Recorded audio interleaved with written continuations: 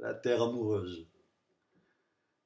La terre amoureuse, c'est bien la première fois depuis la centaine de films que j'ai déjà fait, avec tous les striptease, etc., que j'ai trouvé le titre avant d'avoir pu tourner et avant toute chose. Quoi. Je me suis dit, terre amoureuse, j'ai envie d'en faire un film parce que c'est l'histoire des derniers fermiers des Ardennes profondes où j'allais manger mes tartines quand j'allais à l'école parce que j'aimais mieux aller là que chez ma grand-mère.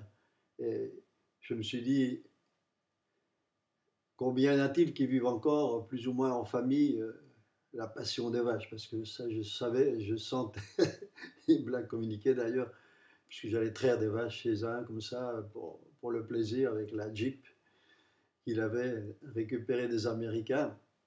Il avait la passion des vaches, il avait l'amour de cette belle terre que je trouvais moi un peu aride, mais elle était quand même généreuse à la fois. Et il s'y accroche malgré la menace maintenant de l'industrialisation. Ils sont moins nombreux pourtant. Et cette menace de l'industrialisation du lait qui les fragilisera encore davantage.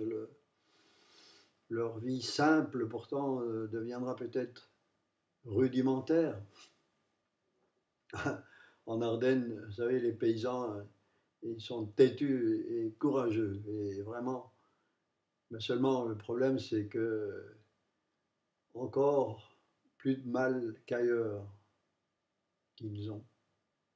Les fermes où l'homme, la femme et la famille travaillent encore ensemble sont de moins en moins nombreuses. Pourtant, Dieu sait si c'est utile d'être là tous ensemble. Mais la terre, elle est comme la femme. Quand elle est amoureuse, eh bien, elle veut être ensemencée. Comment vivre alors cette passion quand la femme ou la terre s'en va? Comment garder la maîtrise du jeu quand la finance s'en fout? Je me demande si le credo du paysan qui commence le film et que le curé chantait au début d'Érogation, il ne doit plus être ce qu'il était. La question alors se poserait, est-ce que Dieu ne serait plus qu'un beau mirage pour ces travailleurs de la terre? Ça me semble difficile à admettre, mais c'est comme ça. C'est pour ça que j'ai voulu vivre avec eux tout ça, avec 4 familles de fermières données pendant toute une année.